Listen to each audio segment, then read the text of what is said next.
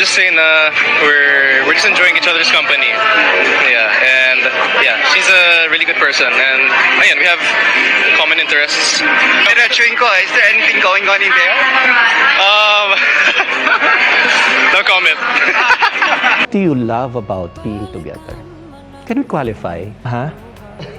Ito naman. Cut. No. Pero I mean, No, it's just me asking. The friendship that we have, Kath and I, you know, welcoming me to her life, and of course, the family. Na-meet ko na rin po yung family. Sobrang Formal yung pamamanhikan? pamamahal. I'm sorry. Formal ka bang ipinakilala sa pamilya? Nakakapunta po ako sa bahay nila, Kath. And, Gaano kadalas? pag kaya po ng oras, Hello Kathden fans! Ito na nga ha, Team Panatag mga kasambreros. Issue ngayon itong sina Jameson Blake at saka si Ma'am Barbie Forteza. And ang sagutan ni Sir Jameson Blake talaga dito ay parang alam mo yung play safe nyo na kagaya ni kaya Sir Alden mga kasambreros. So ito yung nakakaano ko yung galawan at saka sagutan ng mga may itinatagong lihim na at saka nararamdaman mga kasembreros at relationship, no, tinatagong relationship mga kasembreros. Ganito yung sagutan nila, yung parang play safe, no, na parang no comment, parang ganito, kasi parang sila ngayon ay their gate, parang kinikilala nila ng bawat isa yung mga interests, no. Parehong-pareho dun sa sinagot ni Sir Alden sa mga interviews niya, no. Alam natin na parang ganito rin ang peg at ang kumapang takbo ng Kathden mga kasombrero. So let's just be patient, no. Kasi sila ay talagang tawag dito, nasa stage ng enjoying singleness at ginagawa nila ang mga gusto nila sa buhay, no, bilang single. Pero team Panatag sila at saka Panatag mga kasombrero kasi nga merong covenant mga kasembreros at agreement na someday, somehow mga kasembreros ay yun na, pagkakatuluyan. So parang ganoon din na talaga dito na ano ko talaga yung interview niya no, ni Sir Jameson Blake. So nagulat ako sa tanong sa sagot niya na parehong-pareho nga sa sagot niya Sir Alden, no. So yun po mga kasembreros. So team Panatag po tayo. And then ito, sinabi ng isang kasombrero natin, no, na Kathdenatic din, si Sir Eugene Tampus. Yung kwintas ni Kath na suot na dati, kay Alden pala yun, sabi niya sa Stars on the Floor. At parang si Alden yung naghatid kay Kath. So, hello po sabi niya dito, Sir Eugene, sabi niya, hello po kasombrero, yung kwintas ni Kath, suot dati yan ni Alden. Doon sa Stars on the Floor. At parang si Alden din yung naghatid kay Kath. So, Team Panatag po talaga tayo, no, kasi marami ang mga Kathdenatics na talagang naniniwala mga kasambreros. So tayo po ay Team Panatag lang talaga, although maraming mga issue no, na lumalabas ngayon sa social media, pero tayo pa ay unscathed, no, immovable. Immovable. So isa pa itong nag-post ng isang parang isang admin dito na maraming mutual friends, no, ang Kathden mga kasembreros. Yung mga mutual friends sila, number one talaga dito, no, si Sir MJ Felipe, no, si Robbie Domingo, na sobrang ang kulit mga kasembreros, no, si Maymay Entrata, no, yung mga close friends, si Sir Mau, no, coach na si Sir Coach Mauro Lumba, si Mama Salvador, no, si Ma'am Marian Rivera. So low-key, no, Team Panatag tayo mga kasembreros. Ang daming reasons at ang daming connections na magpapatunay na talaga nga panatag ang Kathden mga kasembreros. Marami pa actually, no, yung mga tao dito, yung mga tao sa showbiz na ka-close din nila, si Ma'am Juday, no, si Ma'am Judy Ann Santos, nakatapos lang na Magnolia, na dati ay kumain sina Ma'am Catherine at saka sina Sue Ramirez at saka si Sir Dominic Roque sa kanilang restaurant, no, ni Sir Ryan Agoncillo. So maraming mga common friends mga kasembreros ang Kathden, kung kaya tayo po ay Team Panatag po mga kasembreros and mga Kathdenatics. And then ito, no, issue ito mga kasembreros, nag-post ng isang fan na binati ni Trina si Aris. Si Catherine talaga problema dahil kay Mayor nag-FO. So ito parang mali yung statement. Parang hindi naman na kailangan ni Ma'am Kath na batiin si Ma'am Aris sa kanyang birthday or sa mga special occasions kasi kakatapos nga lang nila ng Australia mga kasembreros So kasi si Ma'am Trina Uitingco, ito nga yung napapabalita, no, na parang mapata dito kay Mayor Mark Alcala mga kasembreros na dati ex, no? Tapos dahil nga daw inagaw ni Ma'am Catherine, parang gano'n ang kwento. Inagaw din ni Ma'am Catherine si Mayor Mark Alcala na wala namang kahit proof na kahit isa mga kasembreros, ay gawa-gawa lang talaga itong kay Mayor Mark mga kasembreros, no? So, miss you pretty girl, sabi niya. Hope you have a great birthday at Aris. Sabi niya ganun. Tapos para ito kay Trina Witingko na dating girlfriend nga ni Mayor Mark Alcala mga kasembreros. So parang sarcasm ito na hindi yata niya alam na recently lang ay nagsama sina Ma'am Catherine Bernardo at saka si Ma'am Aris De Santos sa Australia mga kasembreros. So for what pa no, na talagang isa publiko niya yung greeting, kung magkasama naman na sila sa personal mga kasembreros, si Ma'am Catherine at saka si Ma'am Aris. So parang walang point na yung pagbati pa niya kung post mga kasembreros. So yun po, no. Pero yun nga, no, Team Panatag lang talaga tayo. And then ito, may isang fan dito na ang kulit niya kasi sabi nung nag-interview kunwari na babae, Sir Alden parang Alden Richards na pabati, pa shoutout parang ganon. Pero hindi naman talaga siya si Sir Alden Richards mga kasembreros. Parang isang fan na talagang hanga at saka hinahangaan niya si Sir Alden. Sobrang kulit kasi talagang parang feel niya talaga maging Alden Richards mga kasembreros. Sabi niya, kitang-kita na sa finals, parang gano'n. So parang parang player or influencer din po mga kasembreros. And then ito, biking no, ni Sir Alden mga kasembreros. Although parang kahapon pa ito, kasama sina Ma'am Mitch Oliva at saka ang buong tropa mga kasembreros, no, napaseguhan at napicturean si Phenomenal Box Office King mga kasembreros, na alam ko part pa ito ng kanyang rides kahapon mga kasembreros.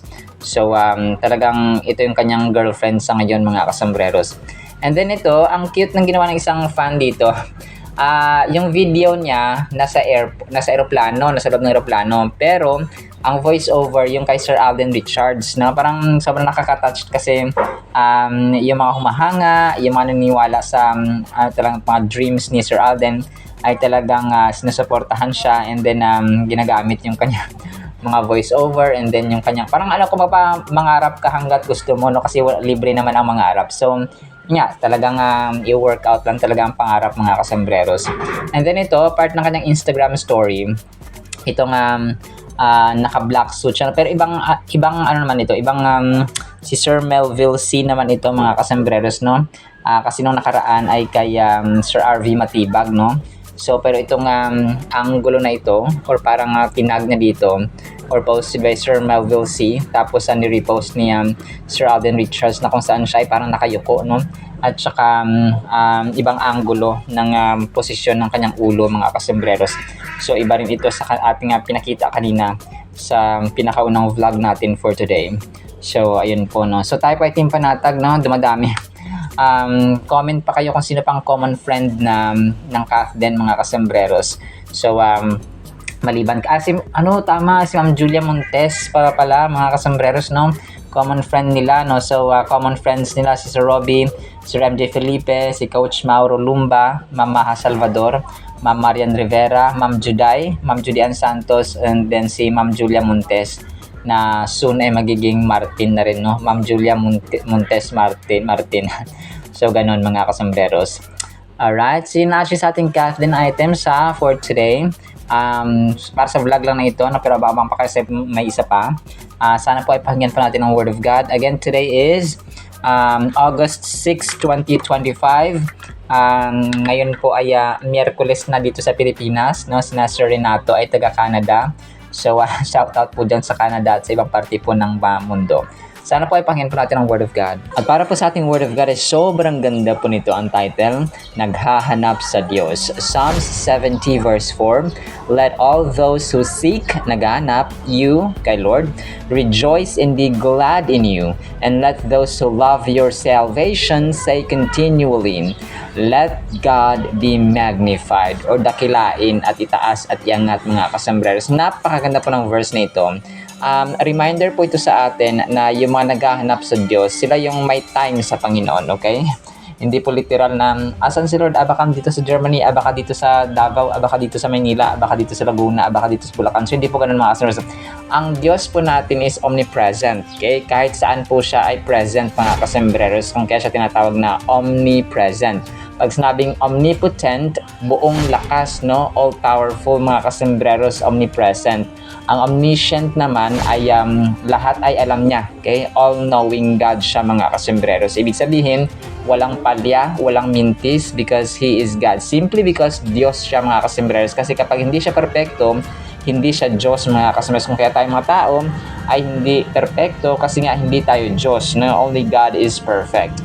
Only God is unblemished and flawless mga kasambreros. Never siyang nagkamali at never siyang nagkakamali mga kasambreros. So, ang Book of Psalms, no, alam natin ito na sinulat ito niya mostly ng chapters ay sinulat ni Haring David, ni anak ni Haring Solomon mga kasambreros. So, collection ito ng prayers, ng mga kanta, mga awit, nag-express mga kasambreros at nagpapahiwatig ng human emotions, experiences, kadakilaan sa Panginoon, asking for supplications, asking for requests, no, pagdakila sa Panginoon, and so on. So, ang particular verse na Psalm 70 verse 4 mga kasambreros ay isang panawagan, ay isang request, no, sa Panginoon mga kasambreros na yung mga tao naghahanap sa Panginoon ay magdiwang, magsaya, na maging joyful, maging rejoicing mga kasambreros at maging glad, no? In suma total, maging masaya, no? Kasi mga kasambreros, ang buhay po natin sa mundong ito, hindi po tayo nasasatisfy. Ang mga tao sa mundong ito, wala po talaga silang satisfaction, okay? Kapag marami kang pera, lalong-lalo na, no? Kapag may mga bagong unit na cellphone, may mga bagong brand na cellphone, talagang lalo na iPhone mga kasambreros, ay talagang ang tao, hindi sila na pagkatapos ng gantong destination, another destination naman ang pupuntahan nga, gagala-gala, so another, kasi naluluma, lahat material things naluluma, so isa rin yan sa dahilan kung bakit hindi na-satisfy ang tao. Okay, kapag may bagong kotse, may bagong bahay, another naman ang bibilhin, no? Another. So, pero okay naman ito mga kasambreros pero kapag hindi ito nakakadakila sa Panginoon, you're just doing this para ipagmayabang sa iyong kapitbahay. May bago kaming kotse, may bago kaming ref. So, yung motibo ng puso mo ay napakahalaga mga kasambreros. Pero, kung ang motibo naman, kunwari, bibili ka ng sasakyan para gamitin sa simbahan, or gamitin sa pamilya mo para pumunta sa simbahan, or itulong mo sa mga may hirap, and so on mga kasambreros. So ay yun po yung maganda, no? Hindi naman po lahat ng karangyaan ay masama mga kasambreros kapag ito po ay ginagamit sa pagdakila at pag-glorify sa Panginoon. Basta related at saka inuuna ang Panginoon mga kasambreros, ay yun po yung tama, no? The overarching theme of Psalm 70 is the petitioner's cry for deliverance and salvation from enemies and oppressors. And ang verse na ito ang nagre-remind sa atin na yung mga naghahanap talaga sa Diyos, at saka ang protection, ang kanyang kaligtasan, na tayo naman naghahanap sa Kanya, ay should find cause for rejoicing and should continually magnify God for His deliverance. So, ang pag-praise, ang pagdakila, ang pag-awit ng mapapasasalamat sa Panginoon ay continuous din yun mga kasambreros, hindi rin siya natatapos. The concept of seeking God is prominent throughout the Bible, and it is often associated with a desire of closeness with Him and obedience to His will. So, ito yung sabi natin na hindi mo po, hindi mo naman sabihin na hanapin mo si Lord, dito ko hanapin, baka dito sa kusina, baka dito sa gantong lugar, o baka dito sa Parañaque or sa Las Piñas. Hindi po, no? Ang sinasabi po dito na isik ay yung panahon natin sa Biblia, sa panalangin, no, sa pag-share ng gospel, pag-share ng kanyang salita sa yung mga verses ba, na sinishare natin mga kasombrero sa ating social media, sa ating tahanan, sa ating kapitbahay, and lalong-lalo na po sa ating sarili na nagkakaroon tayo ng time sa pagbabasa talaga ng Biblia mga kasombreros. Yun ang sasabi dito na seek, no, that those who are seeking God, yung mga naghahanap sa Panginoon. Kasi ang tao, talagang maraming hinahanap ngayon, hinahanap mo siya na iniwan ka, hindi, joke lang po. Hinahanap natin syempre, no, yung magulang natin, for example, o nasaan na sila, yung paano nawawala at wala sa paningin mo kung kaya hinahanap mo. So ang Diyos natin ay gusto niyang ganun kasi, di ba, spirit ang Panginoon, para siyang hangin. Hindi mo nakikita pero nafe-feel mo siya mga kasombreros because He's spirit, no? John 4:24 mga kasombreros. So yung mga naghahanap sa Kanya ay may reason. Kaya ito yung sasabi niya dito, may dahilan dapat, cause for rejoicing and should continually magnify God for His deliverance. So may rason mga kasombreros. Parang yung nanay mo, nilabahan yung mga damit mo na isang linggo na, 2 linggo na nakatambak. Yung tatay mo, binilhan ka ng bagong bike. So, may reason ka na pasalamatan sila, may reason ka na magsaya, may reason ka na, kumaga pa, itaas sila, i-appreciate sila, or kumaga pa, magkaroon ka ng affirmation mga kasombreros. Ay, salamat nanay, i-acknowledge mo ganun, salamat tatay. So, ganun mga kasombreros, no?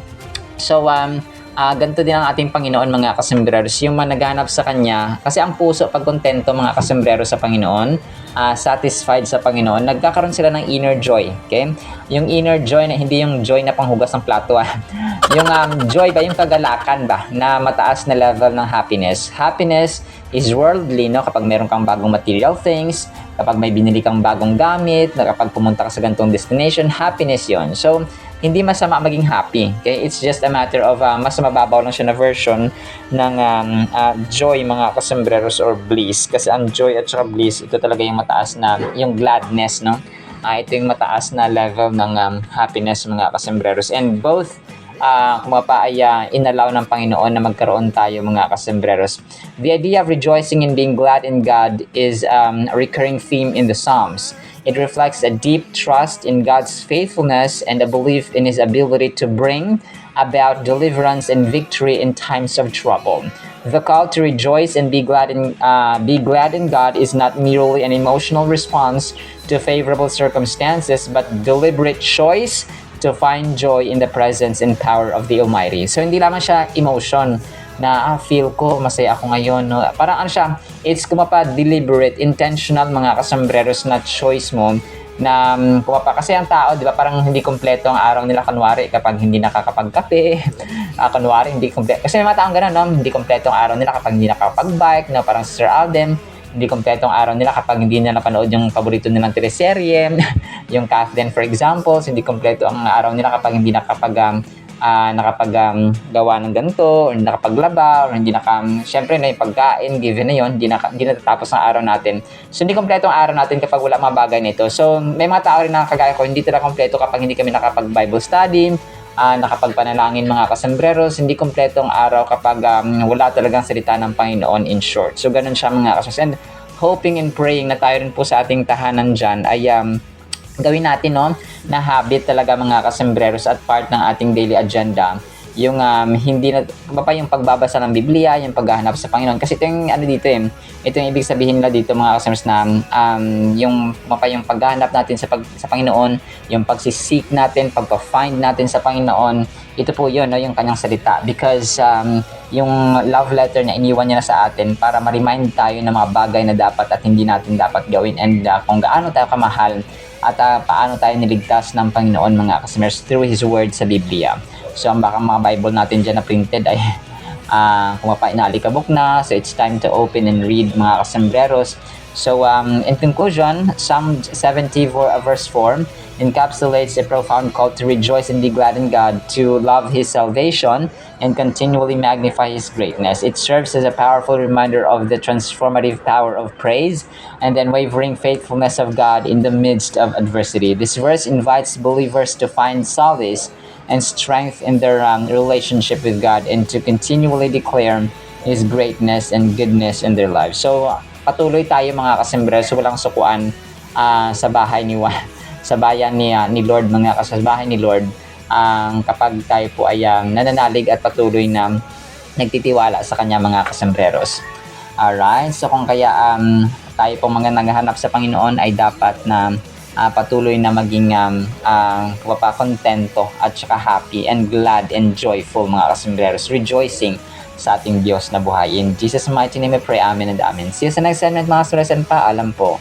I love you.